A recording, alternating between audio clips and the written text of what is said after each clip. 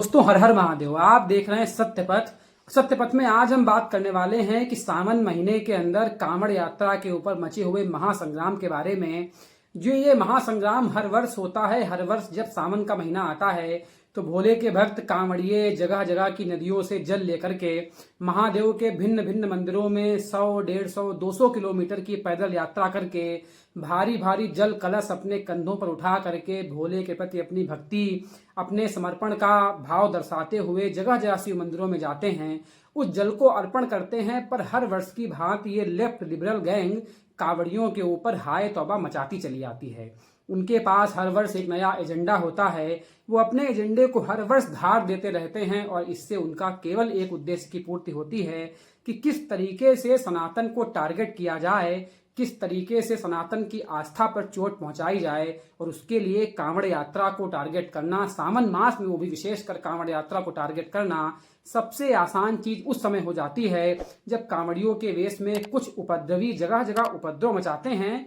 इससे left liberal gang के लिए ये बहुत आसान हो जाता है कि वो पूरी कांवड़ यात्रा को, पूरे सावन महीने में होने वाली कांवड़ यात्रा को एक चश्मे से पेंट कर दें और उन सबको उपद्रवी बता करके सनातन पर अटैक करने का उनको बेहतरीन मौका मिल जाता है। लेकिन प्रश्न ये नहीं है कि आखिर ऐसा क्यों होता है। मैं ऐसा मानता हूं कि कांवड़ियों के बेस में कुछ उपद्रवी होते हैं जो हर वर्ष कांवड़ यात्रा में उपद्रव फैलाते हैं, दुकानों में तोड़ फोड़ करते हैं। अगर उनके कांवड़ यात्रा में किसी गाड़ी की हल्की ठोकर लग गई तो बवाल काट देते हैं। पर उनकी वजह से पूरे कांवड़ियों को उपद्रवी के रूप में देखना, उनके ऊपर टीका टिप्पणी करना, भोले का अपमान करना, ये कहीं तक जायज नहीं है। पर ये लेफ्ट लिबरल और वामपंथी गैंग हमारे देश में ऐसा हर वर्ष करते हैं। उनके लिए पटाखों से होने वाले प्रदूषण की याद सबसे अधिक दीपावली में ही आती है। उनको नववर्ष में याद नहीं आती, जब जगह जगह नववर्ष की मध्य रात्रि में बड़े बड़े पटाखे फूटते हैं। उनको दूध की बर्बादी केवल शिवरात्रि के समय याद आती है। उनको पानी बचाने का भाव, पानी बचाने का ध्यान केवल होली में आता है। उनको पर्यावरण संरक्षण की तमाम बातें केवल हिंदुओं के त्योहारों के बीच याद आती हैं।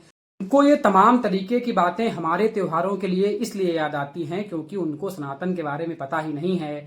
सनातन धर्म को मानने वाले लोगों ने तो संसार के हर जीव, हर वस्तु में देवता देखे हैं। लोहे के उपकरणों को भी हम विश्वकर्मा जयंती के दिन पूजते हैं। हम पर्वतों में गोवर्धन को तो ईश्वर मानते हैं। नदियां हमारे लिए माता हैं। बरगद और पीपल के पेड़ को हम पूजते हैं। हम इस संसार की हर वस्तु में ईश्वर मानते हैं। हम उनको नुकसान पहुंचाने के बारे में कभी सोच ही नहीं सकते।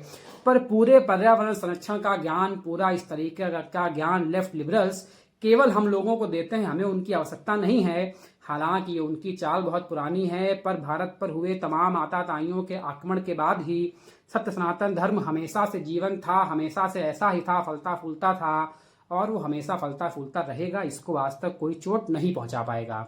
तो इस पूरे कांवड़ यात्रा के दौरान हो रहे बवाल, विरोध, टीका टिप्पणी और छींटाकसी के ऊपर क्या है आपके विचार, ये हमें कमेंट करके बताइए। और ये बताइए कि हर सावन मास में ऐसा क्यों होता है, इसके पीछे क्या कारण है।